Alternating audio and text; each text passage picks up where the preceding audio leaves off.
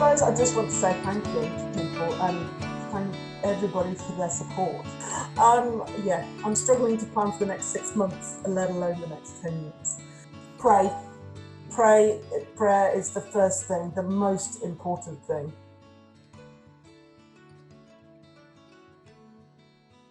I cannot believe how generous people have been.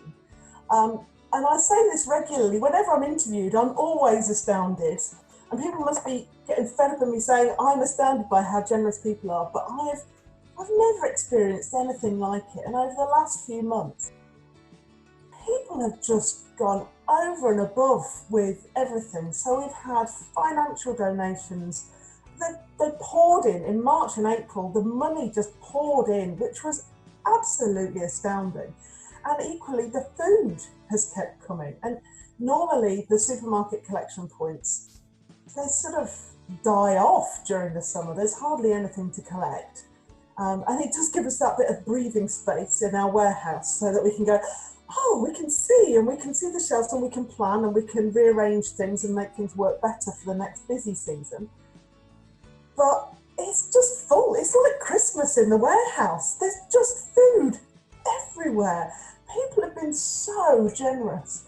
And when I know that so many people are financially struggling because they might have lost one income or two incomes or whatever, to see those collection points so full, it's amazing. It really is amazing. We fed 653 people in March. And then April was true peak, and that was 668. So there's not that much difference really between March and April. May came back down, and that was 517. And then June, we've not quite got all of the figures processed yet, but it's going to be around the 400 mark, which is about where we normally are, give or take. Yes, that's been about normal. It seemed strange. It has seemed very quiet compared with the previous month. Yeah, it does feel like we're in the calm before the storm. Why do you think June has been quiet? I don't know. I like to think that the changes that the government have made a difference. So we've seen fewer of our regular attenders. So of course the government, when coronavirus hit, they instituted their extra £20 a week on top of the universal credit payment. And I think that made a big difference to people. And I hope they continue that, because let's face it, universal credit is supposed to be the safety net, and we were being the safety net for the safety net. Have you got any stories of anybody who, you've helped, a particular story that comes up? I can't think of one off the top of my head. There have been so many people that have come in, and so many people that have come in and not wanted to come in. People that have come in tears and been really fearful about coming in. And the number of people that have said, I've been pacing up and down outside, not wanting to actually come in the door. And they've been so relieved that we've been there, and that they've been able to get some food, and they've been able to get a leaflet with helpful numbers and websites, and that we've not been judgmental. We can't offer them a cup of tea at the minute, which is what we usually do, but we can still be there for those people, and that's the best thing. I had a phone call this evening actually from a chap who works in the hospitality industry, and of course they've been very hard hit by the coronavirus. And he said, can I get some food from the food bank? And I said, of course you can. I said, that's what we're here for. If you need it, come and get it. And his income has been reduced by about £800 a month. He's on furlough. He's getting 80% of his wages, but he's lost all his tips. And your volunteers you haven't missed out. You've had enough volunteers. We have had enough volunteers. Yeah, we have. We had to reduce the number in each session anyway. So we've gone from 5 per session to 3 so that we can social distance. And that sort of works quite well in the space. And that has been enough. Even on the busiest of days, that has been enough. It's been hard work but it has been enough. But we've had so many offers of help. It's been amazing. And actually we've had to turn a lot of people down because we can't have too many people in the space, which has been frustrating because, well, certainly in the warehouse we could do with extra pairs of hands to deal with all the food that's coming in. But we've got to keep people safe at the end of the day. That's the prime thing, keep people safe. You have much sort of people directed to you by the council? Are the council keeping in good contact with you? The council have been fantastic throughout the whole thing.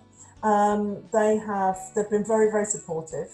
They gave us a very generous donation at the beginning of lockdown, financial donation, and they've also, when I pleaded with them that we would need a second warehouse because our first warehouse has burst at the seams, they've given us a second warehouse temporarily, which is very kind of them.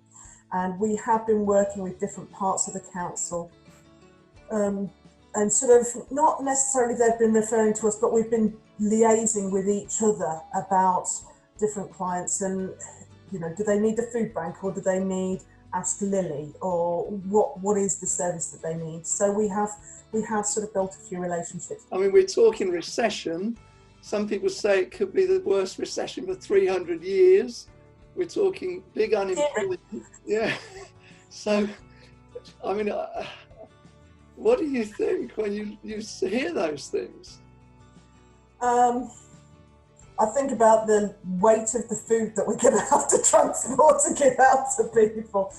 I think back to my interview in September, and at my interview I said that my aim for Lynn Foodbank was that in 10 years there would be no food bank because there was no need for a food bank. And I said, I hope that it would be within 5 years, but I'm a realist, and so 10 years. Well, I think I can blow the whole out of the water at the moment. Yeah, I'm struggling to plan for the next 6 months, let alone the next 10 years. Who knows what's going to happen? God himself only knows what's going to happen. And we have got currently in our warehouse 32 tons of food, which is astounding.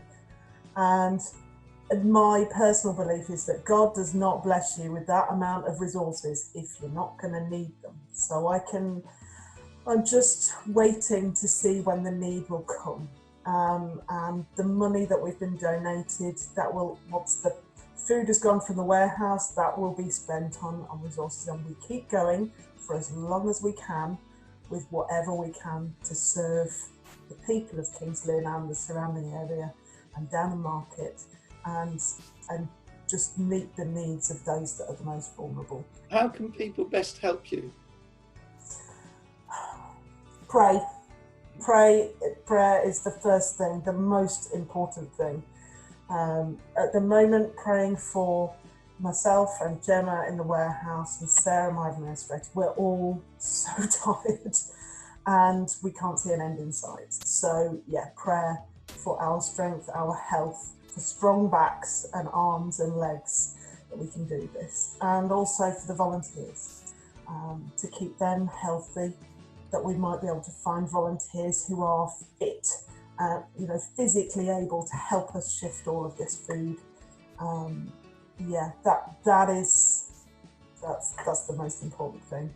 We have been blessed at the food bank, and now I can see in the months we are going to be blessing lots and lots of other people. So it's the strength to do that and to do that well, and to really meet people where they are at and serve them properly. That's the most important thing. Okay. Is there anything you would like to mention that hasn't come up because I didn't ask a question?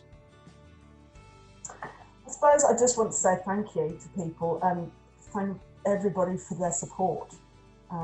We have been so well supported, and we couldn't serve people without the support that we get.